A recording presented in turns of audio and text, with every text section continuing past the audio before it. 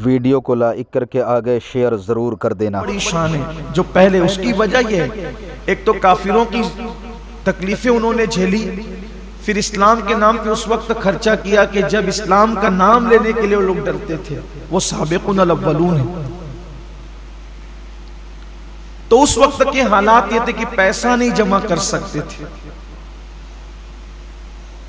जितना खर्च कर दिया, दिन भर में खर्च कर दिया, बिस्तर पे जाने से पहले सब आपको तकसीम कर देना है, जमा नहीं कर सकते थे। फिर जब ज़कात के अहकामात आए तो फिर इस्लाम ने इजाजत दी कि अब तुम पैसे जमा कर सकते हो। अब पैसा जमा करना तुम पर कोई गुनाह नहीं है, लेकिन अब उसमें शर्त यह है कि तुम अपनी जमा की हुई रकम में से 2.5% अल्लाह की राह में साल में एक मर्तबा दिया करो। फिर उसके मसारिफ बताए गए कि ये इन रास्तों में कमोबेश 7 तबके कुरान मुकद्दस ने बयान फरमाए हैं कि इन रास्तों में तुम्हें खर्च करना है, जिनमें से बहुत सारे तबकात हैं जो हिंदुस्तान में पाए नहीं जाते, तो उसकी तफसील आगे हम आपके सामने पेश करेंगे। अगर कोई शख्स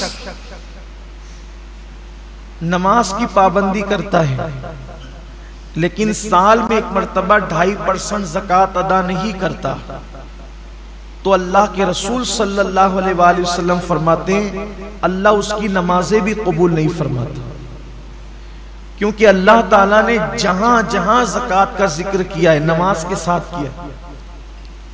ज़कात का जिक्र हमेशा नमाज के साथ आया है। आप देख लें कुरान मुकद्दस में उठाकर, नमाज का जिक्र कहीं तन्हा कर दिया गया है, लेकिन हमेशा ज़कात को नमाज के साथ बयान किया गया।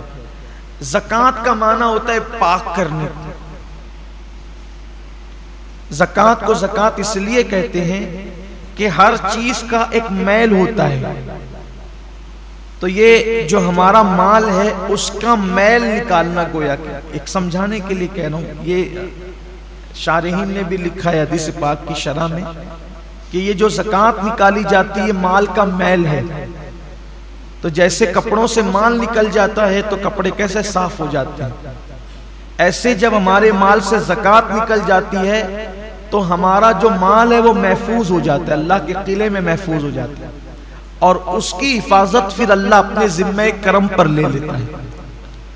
और जो लोग अदा नहीं करते ज़कात, कुछ लोग ऐसे हैं कि जिन्हें बहुत तकलीफ होती है ज़कात अदा करने में, हालांकि दिया अल्लाह ने, और अदा कितनी करना है, सिर्फ 2.5%, यानी 100 रुपए पर 2.5 रुपया देना है सिर्फ, और 97.5 रुपये अपने लिए रखना है।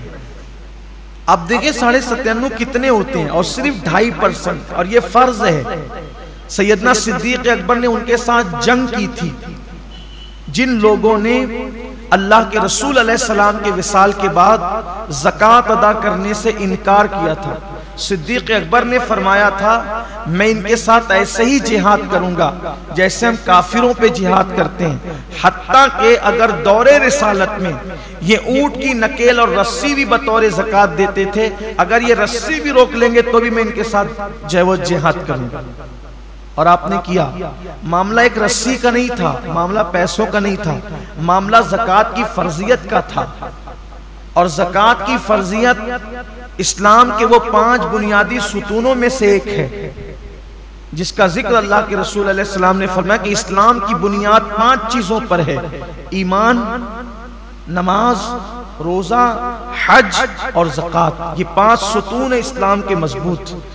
अगर कोई ज़कात का इनकार करे तो वो मुसलमान नहीं रह जाता, वो काफिर हो जाएगा। तो कुछ लोगों को ज़कात देने में, यार मैं इतनी ज़कात कैसे दूं, अल्लाह ने दिया है। अल्लाह ने तो फरमाया कि हमारी दी हुई रोजी से, अल्लाह की दी हुई रोजी से। एक हदीस पाक में अल्लाह के हबीब अलैहिस्सलाम का फरमान है, क़यामत के दिन लोग देखेंगे कि बहुत बड़ा अज़दहा है जिसकी आंखों से आग निकल रही है और जिसके दांत लोहे के हैं, लोहे के दांत हैं उसके, और आग उसकी आंखों से निकल रही है।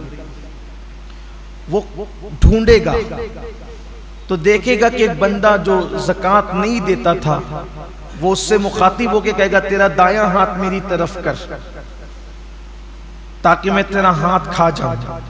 आका करीम सल्लल्लाहु अलैहि वसल्लम के फरमान का मफहूम है कि फिर वो उसका दायां हाथ चबाएगा और दायां हाथ चबा करके खा लेगा, फिर बाएं हाथ की तरफ बढ़ेगा। जब बायां हाथ चबा कर खाएगा तो फिर दायां हाथ उसका दोबारा वापस आ जाएगा। फिर बायां हाथ खा चुका रहेगा तो दायां हाथ खाएगा तो बायां वापस आ जाएगा। और जिस वक्त वो अज़दहा जिसकी आंखों से आग निकल रही होगी और दांत उसके लोहे के होंगे, वो भी जहन्नम के बने हुए लोहे के, तो वो जब चबा रहा होगा तो उसकी चीख ऐसी निकलेगी कि उसकी चीख निकलने से पूरा मैदान महशर कांप जाएगा। आप सोचे वो चीख कैसी होगी कि पूरा मैदान महशर कांप जाएगा। तो पूछा जाएगा ये किसकी चीख है?